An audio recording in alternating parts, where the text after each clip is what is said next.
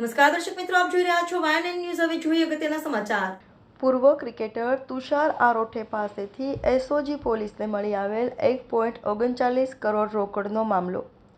પોલીસે તુષાર આરોઠે અને 2 સાગરીત સહિત 3 ઇસમોની કરી છે ધરપકડ। એસઓજી પોલીસે સતત 7 કલાક તુષાર આરોઠેની કરી હતી પૂછપરછ। ધરપકડ બાદ પૂછપરછમાં પૂર્વ ક્રિકેટર તુષાર આરોઠે પોલીસ સમક્ષ કરી કબૂલાત।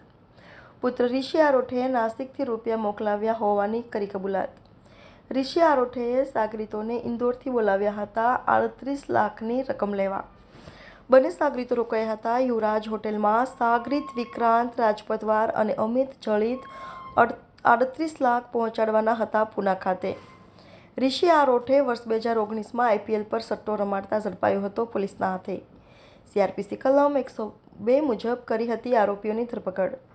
ત્રણેય આરોપીઓ થયા જામીન પર મુક્ત। તુષાર આરોઠે મહિલા ટીમના કોચ તરીકે બચાવી ચૂક્યા છે ફરજ। રણજી પ્લેયર તરીકે પણ રમી ચૂક્યા છે તુષાર આરોઠે। ઋષિ આરોઠે પકડાયા બાદ જ સમગ્ર પ્રકરણ પરથી ઉચકાશે પડદો। Reporter Rahul Rajput, YNN news, Vadodara.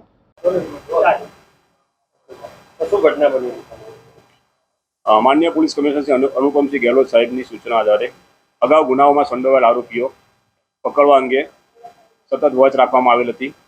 જે અનુસંધાને તારીખ 3/3/2024ના રોજ રાત્રિના સમયે ગોવિંદ શ્રી VS પટેલ સાહેબ નાઓને બાતમી હકીકત મળેલ કે ઋષિ આરોઠેના નિવાસ સ્થાને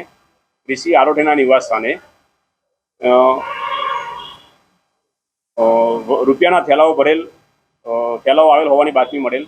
જે આધારે ગોવિંદ શ્રી VS પટેલ સાહેબ સાથે સ્ટાફના માણસો તથા પંચો સાથે સદર બાતમીવાળી જગ્યાએ જતા સદર તુષાર ભાલચંદ્ર આરોઠે હાજર મળી આવેલ।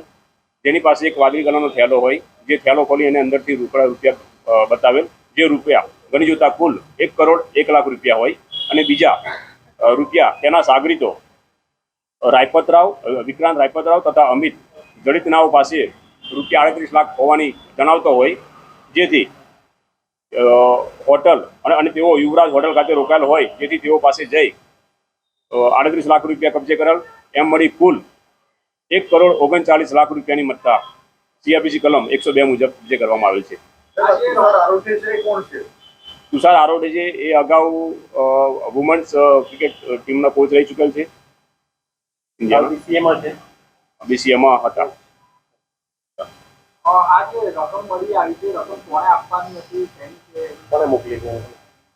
આ રકમ તુષાર આરોઠેના પુત્ર ઋષિએ નાસિકથી મોકલાવેલ હતી PM આંગડિયા મારફતે, અને એ રકમ કોને આપવાની એની તપાસ અત્યારે ચાલુ છે। હાલ રૂપિયા સીઝ કરી પોલીસ સ્ટેશન મૂકેલા છે।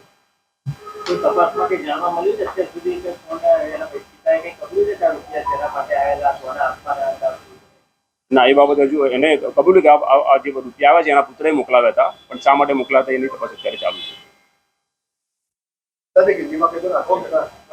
Subscribe now and press the bell icon. Never miss an update.